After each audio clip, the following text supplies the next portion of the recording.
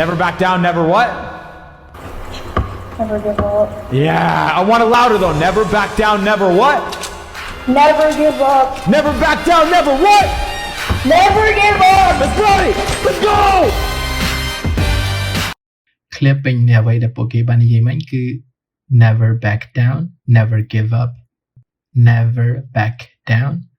never give up ឃ្លាមួយនេះមានន័យថាមិនដែលចុះចាញ់មិនដែលបោះបង់